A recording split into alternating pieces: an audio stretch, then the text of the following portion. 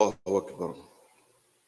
Then Allah subhanahu wa ta'ala mentions now what is going to happen after this defeat. And Allah subhanahu wa ta'ala says that after this defeat, that Rome is going to be victorious. And bid'a sinin, this means that now this is a number, an odd number under 10. So 3, 5, 7, 9. Okay? And that this thing, this amr, this situation, these circumstances, all of it, before and after, is with Allah subhanahu wa ta'ala. That's it. No one else is doing anything. And when Allah subhanahu wa ta'ala says, and when Rome is now victorious, the believers will become happy. Now, a little tafsir is necessary here. Is there happy about the Romans? Yes, because the king in Persia, Sabur, and Heraclius in Rome, what happened was the Persians had defeated the Romans, and now Heraclius actually had to break camp basically. He had to leave and he sought refuge in Constantinople. He was under siege there, but finally, subhanAllah, Allah subhanahu wa ta'ala gave him the upper hand, and now the Romans defeated the Persians. All right? Now, when Abu Bakr Siddiq radiallahu anhu, when these ayat were revealed to Nabi sallallahu alayhi wa sallam, he goes and he makes announcements that Rome is going to be victorious. Now, with the Quraysh are hearing this, and you can imagine what they're thinking. What does Abu Bakr know about politics and the situation with these two superpowers? These are the two superpowers of the time. You don't understand the politics, you don't understand the economics, you don't understand their relationships and the diplomacy involved and this thing and that thing and military tactics and all this and blah, blah, blah, all the details. Who does Abu Bakr think he is?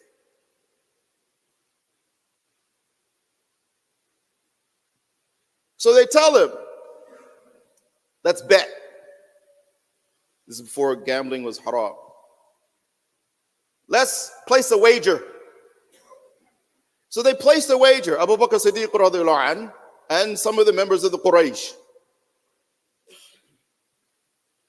The number that he had originally set, when he told Nabi alayhi salatu wasalam about this whole situation, Nabi alayhi salatu wasalam said, raise it to 9, so that way you make sure that you're covering all your bases basically, right? And then subhanAllah, of course, Rome was victorious. And so was Abu Bakr Siddiq radiallahu anh.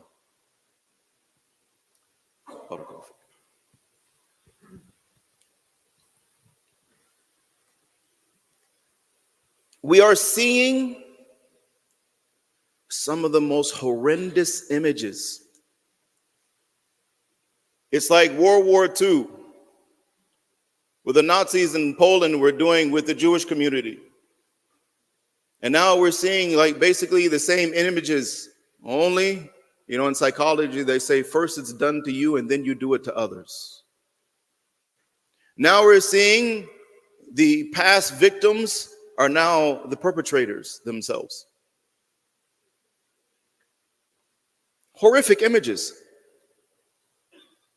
I honestly, sometimes I wonder, how is it that we're sleeping? How is it that we're eating? How is it that we aren't walking into our masajid and tears falling from our eyes? How can we focus on making money and these types of things when this type of thing? And then we know that this is not the only place in the world that this is going on.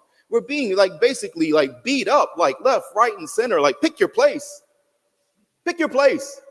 To such an extent that when having conversations with Muslims and they're like, I wish I could just go somewhere where I could just practice my Islam in peace and but it's where do you go? So the discussion is entered.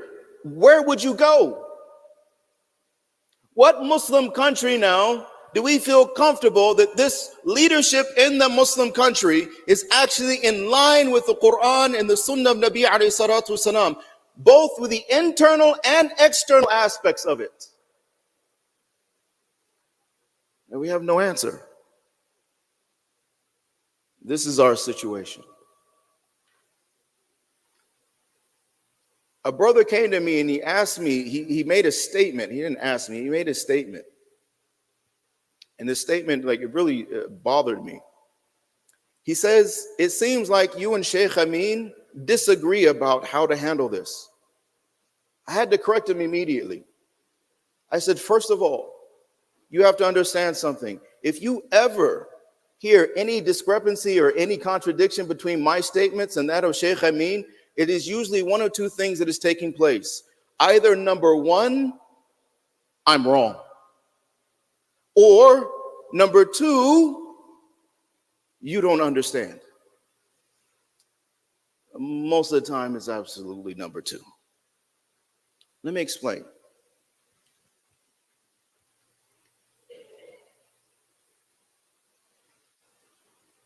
When Abu Bakr Siddiq radiallahu anhu, well, first, Shaykh Amin is like, you remember he's telling you like the boycotts and this and like take action, right? With the understanding, it's like somebody your upper leadership, and then he expects everybody else. It's like a CEO. He gives a directive, and then he expects everybody else underneath that. Okay, now tactically, you guys take care of managing how you get from point A to point B. That's your job. Do you understand? So this is my responsibility, being underneath him. So how do you go about engaging in this process of a response? That's on me. The end result, where we need to get to, that's people that higher caliber, they deal with that type of stuff. I know my place. Without understanding like a hierarchy and position and these types of things, then we have the whole ego problem that we deal with on a day-to-day basis throughout our community. So let me explain how both of them come into alignment. Because everybody says you're talking about all this internal spiritual, this and that and the other. It's like, okay. When Abu Bakr Siddiq radiallahu anhu, when he was comfortable making that wager, why was he comfortable making that wager? Even though he did not understand all the contextual variables revolving and involving these two superpowers, Rome and Persia. Because he was working, he was functioning from wahi. It didn't matter. Once Allah subhanahu wa ta'ala said that this thing is going to happen, it's a done deal. The context is irrelevant at that point. It doesn't matter. All the details and the variables and this and that and the other, those are just details that become historical details. But in regards to wahi, it is completely and totally irrelevant. He did not need to know those details because he is functioning from the level of iman and taqwa, that now when wahi comes from Allah subhanahu wa ta'ala to Nabi alayhi salatu wasalam, he is going to take it, not piecemeal, the whole thing. And he's willing to do what? Put his money where his mouth is. He's willing to lose his money. Because in his mind, and some ulama actually even say this, that it wasn't gambling. Gambling is when the outcome is in doubt. They said that Abu Bakr Siddiq radiallahu anhu, he wasn't gambling. Why? Because he's saying, I have no doubt. There is no doubt. There can be no doubt. This thing will happen. So if you want to make something silly like a wager or whatever and give up your wealth and your materials based on what? Your dhann, your thinking, your understanding, your perception, well then so be it. I'll gladly take it from you.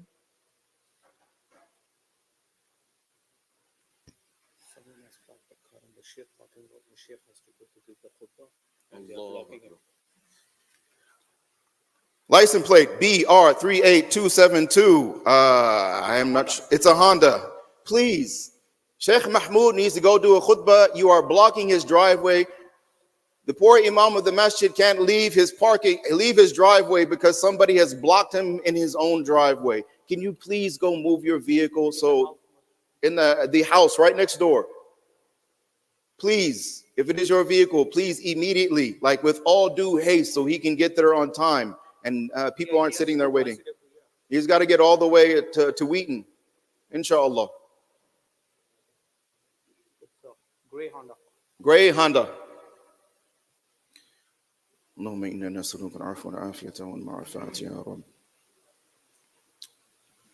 Okay. How does that relate to today? Nabi sallallahu alayhi wa sallam, in so many ahadith, Allah subhanahu wa ta'ala in the ayat of Quran, Nabi sallallahu alayhi wa sallam talks about specific things that are going to happen before Yawm al-Qiyamah. Alamatu Sa'ah. These like signs or indicators of the coming of the end. Curtains closing. It's over. Allah subhanahu wa ta'ala in the Quran, He says, why do you think all these, qasas al-anbiya alayhim salatu wasalam, why do you think all of those qasas, all of those stories of the prophets alayhim salatu wasalam, why are they there? 124,000 anbiya alayhim salatu wasalam, roughly, give or take. But 25 mentioned in the Quran. Look at the stories that Allah subhanahu wa ta'ala now chooses to put in front of us. Why are those stories there? The story that is the most repeated in the Quran is that of Musa alayhi salam and who? Banu Israel. Why is it being repeated over and over and over again in the Quran? Because if we don't pay attention, we will become guilty of exactly those same things. Exactly those same things. It's a warning.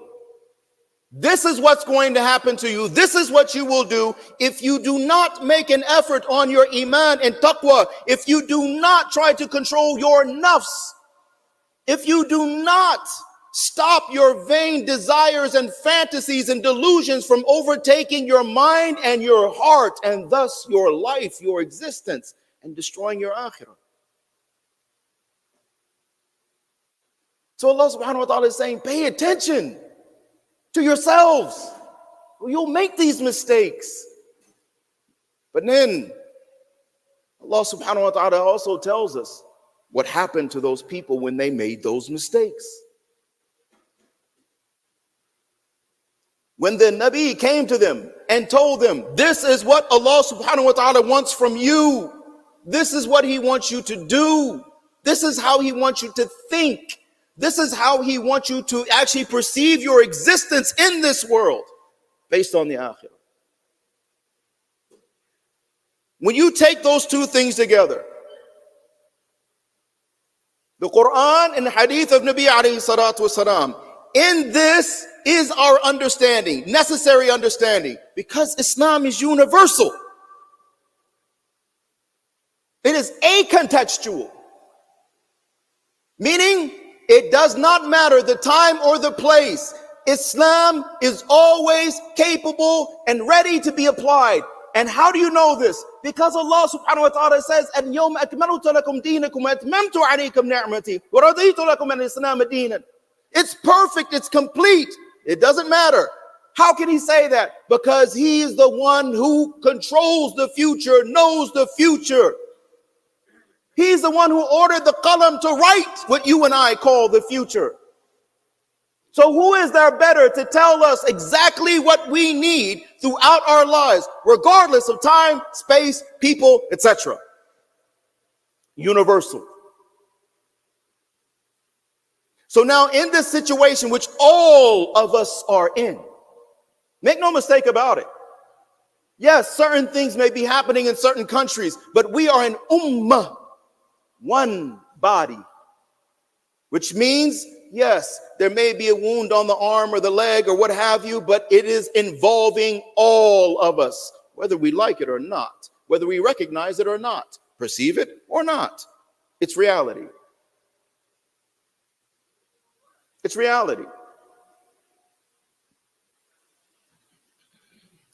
So now,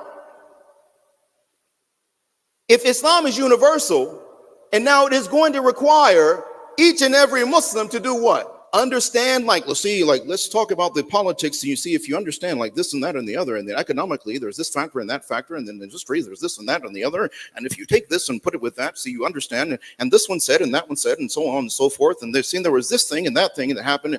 Subhanallah, your average Muslim, number one, does not have access to that type of information, and number two, probably wouldn't even understand it even if you presented it to them.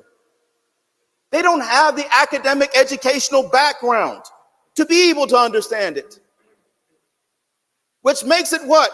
Non-essential, except to a few amongst us. Universal.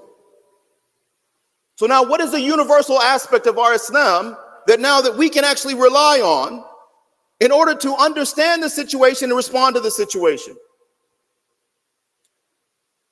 We know when Allah is angry, what does he do? He punishes. We talk Allah is Ghafurur Rahim. He is also Sari'ul Iqab. He's quick to bring us to account.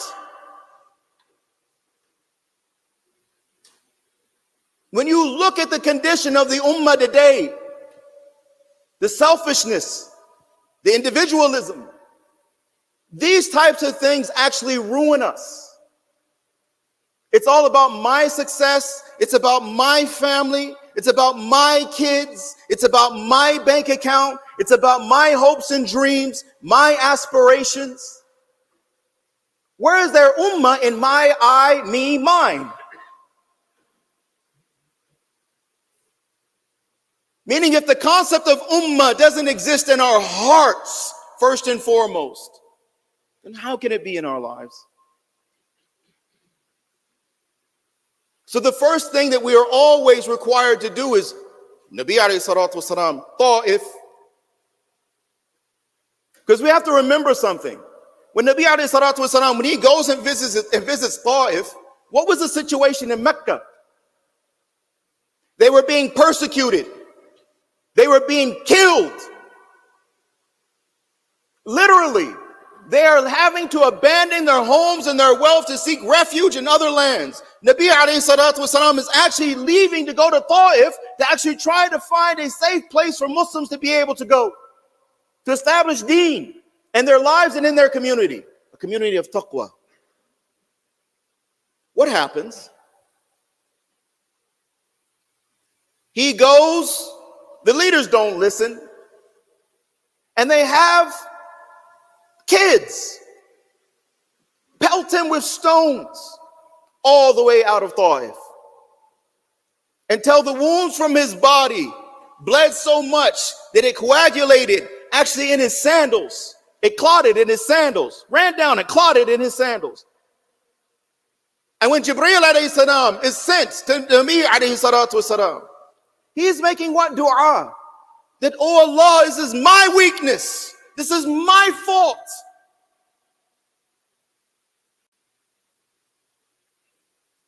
My weakness. He doesn't blame them. He turns it internally first and foremost. This is our Nabi alayhi salatu wasalam. Have we done that yet? Individually, how am I to blame? What part of my life, which is out of alignment with the Amr of Allah, with the Sunnah of Nabi alayhi salatu wasalam, what part of this problem do I play?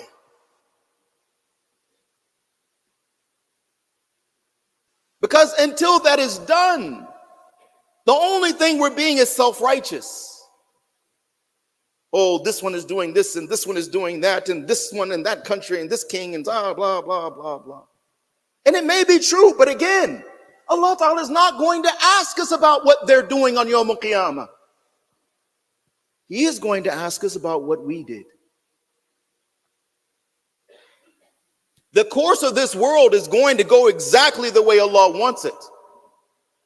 The question is, where are you and I going to be in that?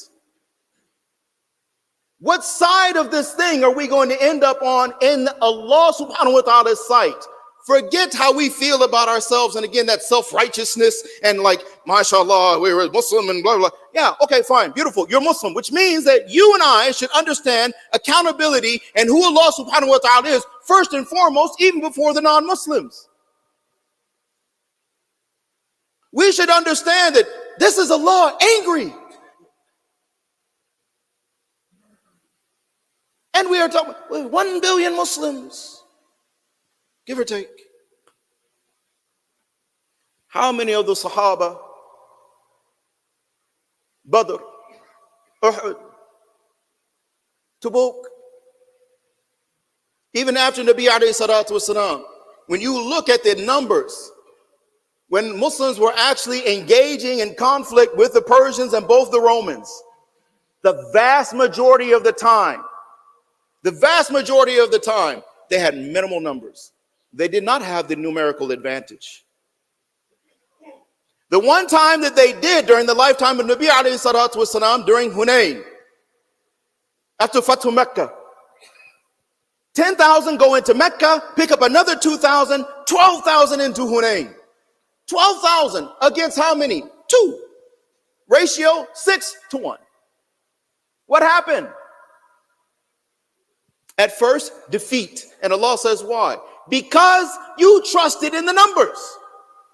You trusted in the asbab, not the musabbib. You trusted in the means, not the one who creates the means. So Allah gave you defeat. Allah gave you defeat. So a large portion of them left the battlefield. And the ones who were real, the ones who had been making that internal effort, the ones who had developed that understanding, the ones whom Allah was pleased with, Allah gave them victory. And again, they were the minority. You want to know where our thinking? Inna dhanna la yughni min al-haqqi shay'a. Qala Allah subhanahu wa ta'ala. You want to know where our thinking will get us? Look at Uhud. In Uhud, Nabi alayhi salatu wasalam gave specific instructions. Do not come down until I send for you. Period. What did they start doing?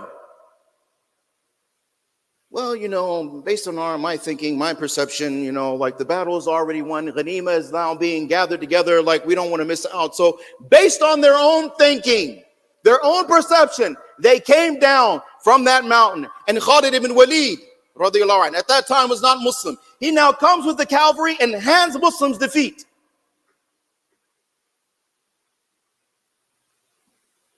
Why? Because a portion of them decided they wanted to do with their own thinking. Now, alhamdulillah, Sahaba, Allah Ta'ala forgave them. They still fall under this category. Radiallahu anhum wa radu an.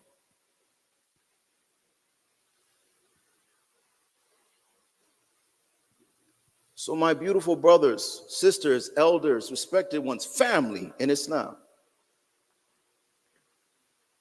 if you look, okay, what happened with the boycott? They outlawed it. One by one, state by state by state, they outlawed it. The letters to the senators, I got to read some of the replies. And some of them found out for the first time that their senators were actually Jewish. Do you understand? Now, does it mean you don't do these things? That is not what I'm saying. What I'm saying is that Nabi alayhi salatu wasalam, at one point in time, right, Allah subhanahu wa ta'ala is telling Nabi to explain to the Sahaba, do you want to do your own thing, or wouldn't you like it that Allah ta'ala sends down thousands of malaika on your behalf? Wouldn't you rather have that? Wouldn't you rather have that? So yes, we have to deal with the internal aspect. To what degree am I to blame? What can I change in my mentality, in my lifestyle, in my approach, in my relationship with Allah subhanahu wa ta'ala and His Messenger alayhi salatu wasalam? What can I do to improve the situation of the ummah? Consider yourself as like one cell in the body. Be a healthy cell, not a cancerous one. Because I'll end with this. So we have a little bit of an understanding of our context. In 1942, after Pearl Harbor, the United States government sought out and rounded up every person of Japanese descent that they could find and incarcerated them. including US citizens, with a loss of wealth and property, everything. In the 60s, during the civil rights movement, if you actually look at the leaders of the civil rights movement, most of them were incarcerated and or killed. After 9/11, we got the Patriot Act. And if you're not in your mid to late 30s, you probably have no idea what the heck I'm talking about right now. The rest of you, you know exactly what I'm talking about right now.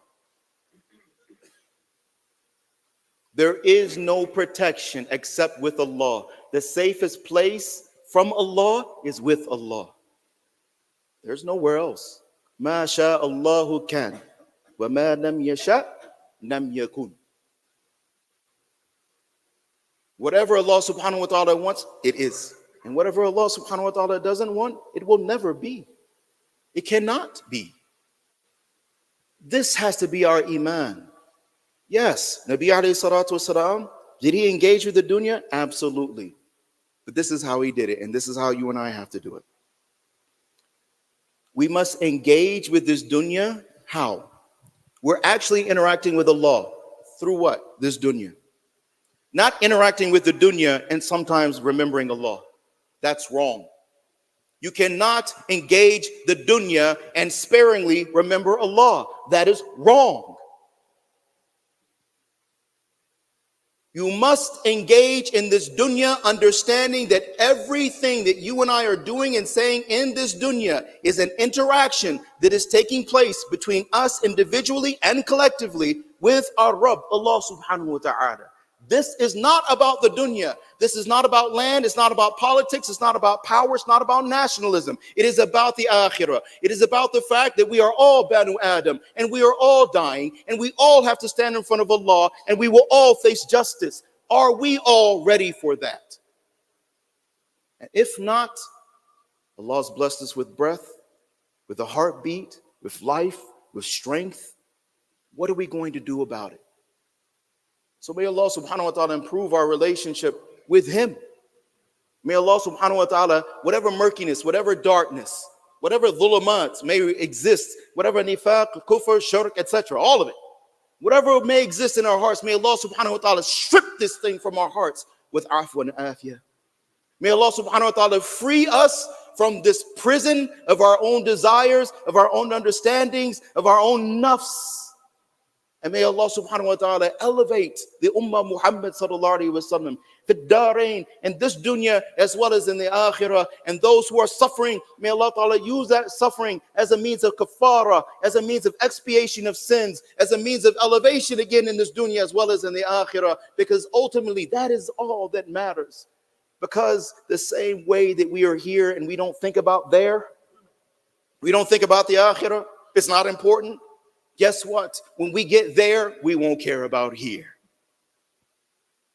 When we get there, you won't care about the house, the car, the money, all of that. You won't care. So start now, because this life ends. And that one, khayrun wa abqa. It is better and it is everlasting. Wa akhiru da'wana anin alhamdulillahi rabbil alamin. We have a program this one, right, today? Yes. Oh, shukran jazeelan.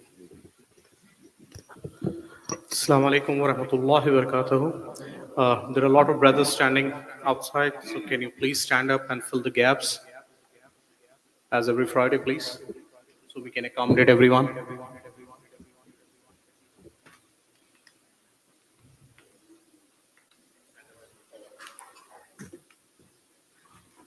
Jazakallah khair.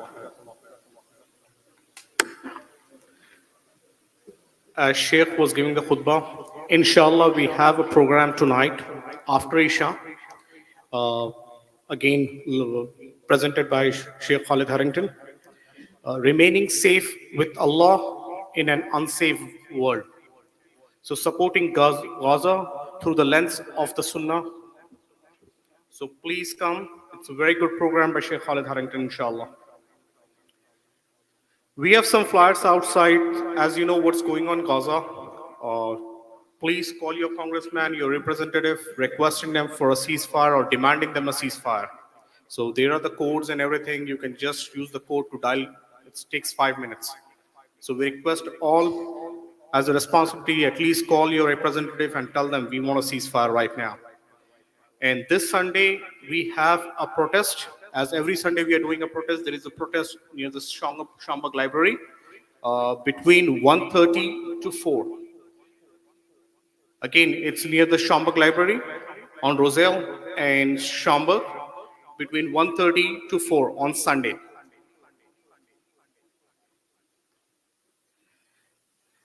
There are brothers from a masjid from Toronto. They need help. So please talk to them and see what support we can do from our community, inshallah. And tonight we have a fundraiser, I believe, for ISNS Masjid at Cotillion. Starting at 6 p.m., they are building the masjid, so support you. Okay? Jazakallah khair, and do give the donation to Masjid al-Huda.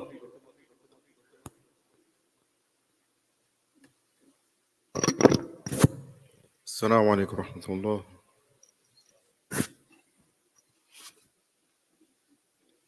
Allahu Akbar, Allahu Akbar. Allahu Akbar, Allahu Akbar. Ashhadu an la ilaha illallah.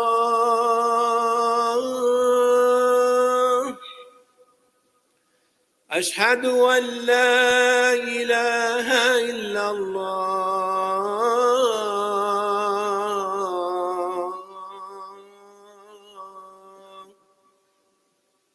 أشهد أن محمدًا رسول الله. أشهد أن محمدًا رسول الله.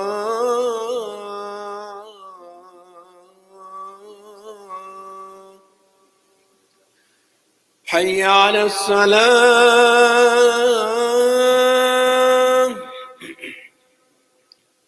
حي على الصلاة.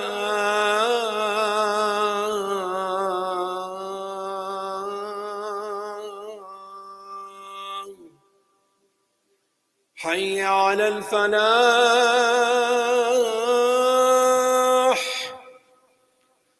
حي على الفلاح.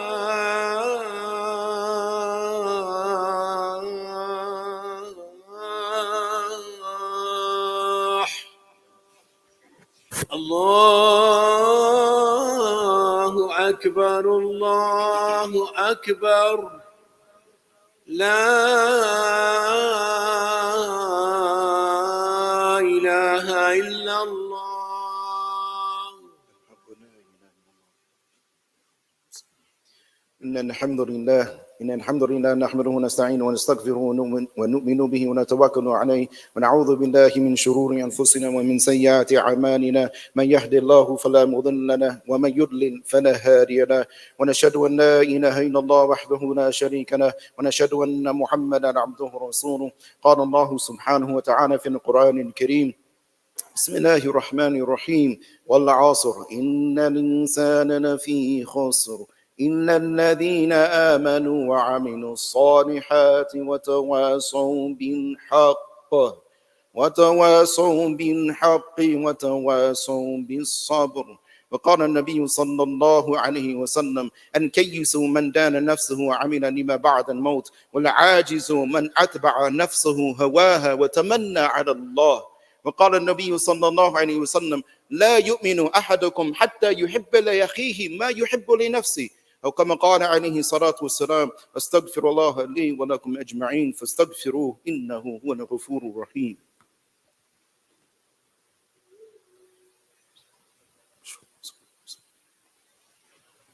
إن الحمد لله نحمده ونستعينه ونستهديه ونشكره ونعوذ بالله من شرور أنفسنا ومن سيئات أعمالنا من يهد الله فلا مضل له ومن يضلل فلا هادي له وأشهد أن لا إله إلا الله وحده لا شريك له وأشهد أن محمدا عبده ورسوله قال الله سبحانه وتعالى إن الله وملائكته يصلون على النبي يا أيها الذين آمنوا صلوا عليه وسلموا تسليما اللهم صل وسلم وبارك على سيدنا محمد عبدك وحبيبك ورسولك النبي الأمي وعلى آله وأزواجه وذرياته وصحبه أجمعين اللهم اغفر لنا وللمؤمنين والمؤمنات والمسلمين والمسلمات الأحياء منهم والأموات اللهم إنك عفو تحب العفو فاعف عنا يا كريم اللهم إنا نسألك العفو والعافية والمعافاة ونسألك من فضلك يا ذا الفضل العظيم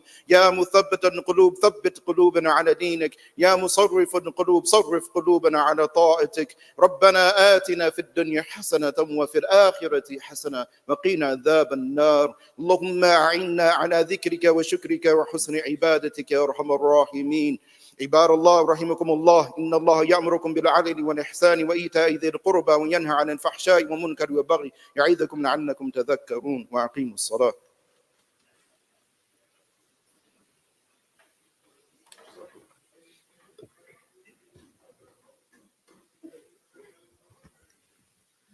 الله أكبر الله أكبر الله أكبر الله أكبر أشهد أن لا إله إلا الله أشهد أن لا إله إلا الله أشهد أن محمدا رسول الله أشهد أن محمدا رسول الله حي على الصلاة حي على الصلاة حي على الفلاح حي على الفلاح قد قامت الصلاة قد قامت الصلاة الله أكبر الله أكبر لا إله إلا الله لا إله إلا الله وحده لا شريك له محمد رسول الله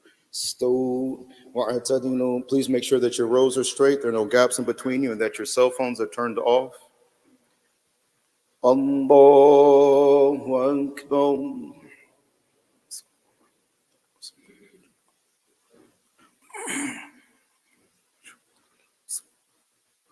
الحمد لله رب العالمين الرحمن الرحيم مالك يوم الدين إياك نعبد وإياك نستعين اهدنا الصراط المستقيم صراط الذين أنعمت عليهم غير المغضوب عليهم ولا الضالين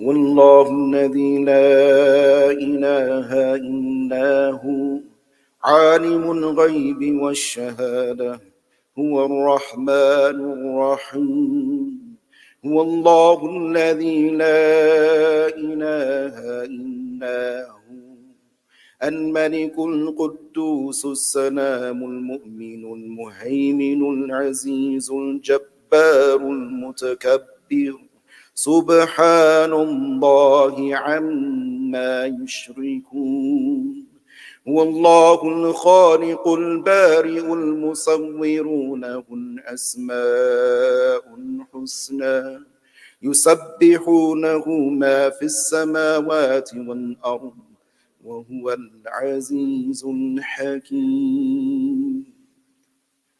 الله أكبر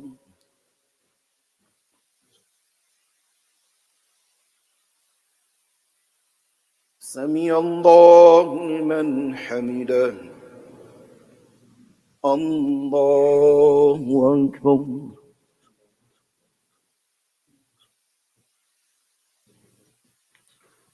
الله أكبر الله أكبر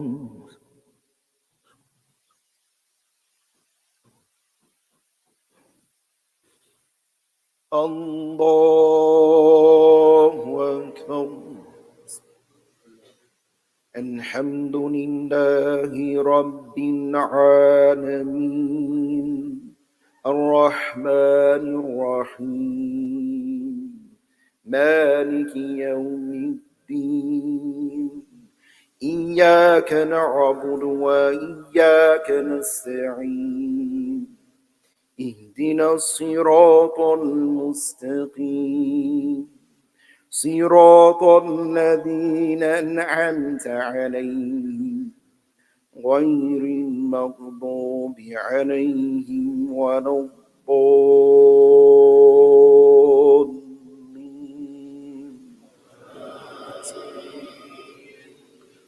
قل يا أيها الكافرون لا أعبد ما تعبدون ولا أنتم عابدون ما أعبد ولا أنا عابد ما عبدتم ولا أنتم عابدون ما أعبد لكم دينكم ولي دين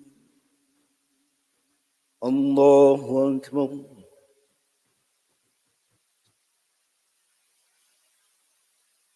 سمع الله لمن حمده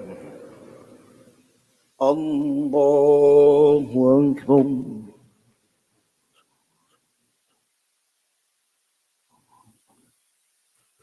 الله أكبر الله أكبر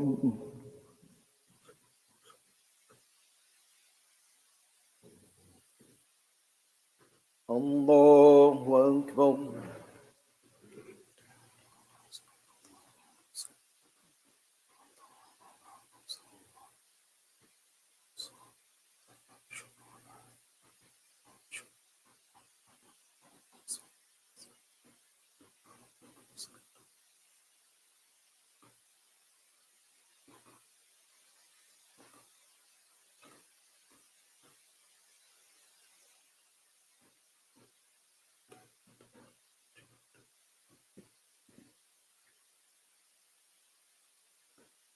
السلام عليكم ورحمة الله السلام عليكم ورحمة الله الله أكبر الله أكبر استغفر الله استغفر الله استغفر الله العظيم الذي لا إله إلا هو الحي القيوم وأتوب إليه اللهم أنت السلام ومنك السلام تبارك يا ذا الجلال والإكرام.